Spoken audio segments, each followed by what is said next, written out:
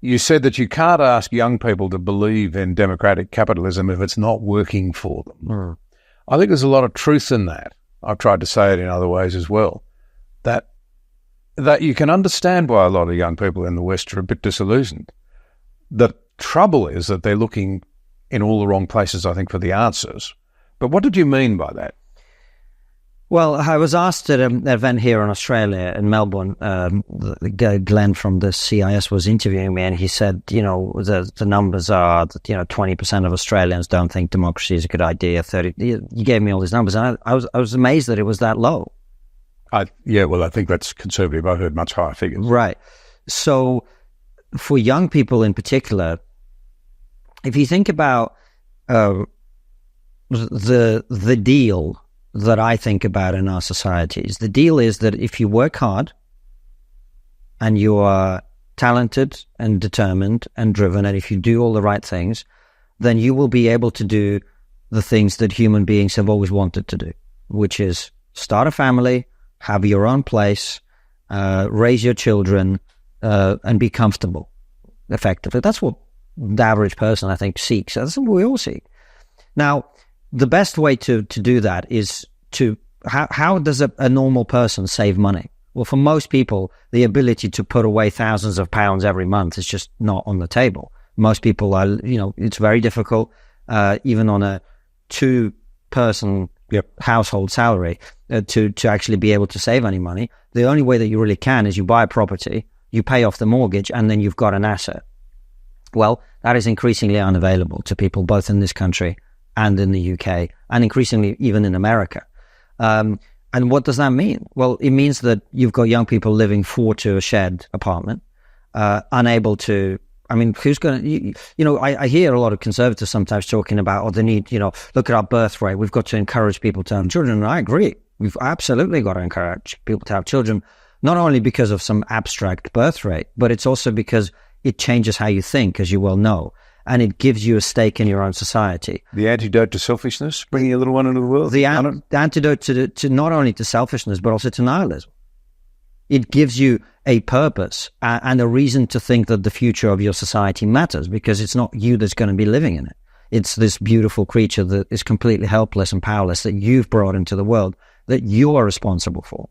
Now, if we agree that that is essential, and it's essential that people are able to do that if they so choose, we have created the conditions that have made it as difficult as possible for people to do that. And so, we know that the figures, I think 80-something% of women say that they would have more children if they could, more than 0 or more than they currently have, but they are being restricted from that. So, the material circumstances of people's lives are not conducive to them believing that the way we've run things is good. Look, I think there's a lot in what you're saying, but let's tackle one issue. You're talking about the need for more kids. A lot of young people think that's the world's problem. There are too many people. It's threatening the planet. It's, you don't want to bring children into this mess. How does that fit? But it's because you've got cause and effect reversed. The reason young people are nihilistic is because they don't have a future. And when you don't have a future, then you become nihilistic and you start buying into all this climate catastrophe, disaster nonsense. And then you are sort of in that space. But the polling shows that, as I said, young women want to have kids. They just don't have the ability to do so. So I think this nihilism comes from people's material circumstances. And if we change their material circumstances, their entire experience will be different, and then they will say and think different things too.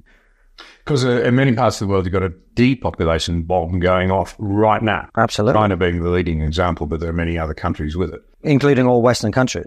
Africa and the Middle East, the only countries still expanding. Yeah. And in this country, I would suggest that very high levels of immigration. Our leaders are not being honest. They're not saying that one of the reasons is that Australian-born young people are not having enough children of their own. So you bring in lots of immigrants, but there's no housing. So the young people who are here, whether they're of immigrant stock or not, don't have kids. So you have to bring in more immigrants, and it's a vicious cycle all the way down, unless you break the cycle by building enough houses and giving the people who are already here an opportunity to start a family and be able to afford to raise kids. Why don't we start there? You know, and by the way, you know, this is one of the reasons that I kind of talk on conservative leaning platforms about this, because, you know, conservatives tend to be older, towards the boomer generation, who, you know, boomers get a lot of criticisms, but on this issue, I have to say your generation has kind of pulled up the drawbridge a little bit. Are you suggesting as a boomer I might have something to answer for? Well, I think, look, a lot of us spend a lot of time talking about how young people are naive and stupid and they believe this and they believe that, which is true. But we also got to look at what they're facing. We talked about the housing issue. They're also facing the fact that not only they, but probably now their grandchildren are going to be paying for the money that we've been spending on our quality of life. Less of a problem in Australia, but still a big problem. 55% debt to GDP ratio. In America, it's 100%, and likewise in the UK. We're doing crazy things. I mean, interest repayments in the UK on our national debt are one of the largest items of expenditure. It's the fastest growing in Australia too. And we have a... This is madness.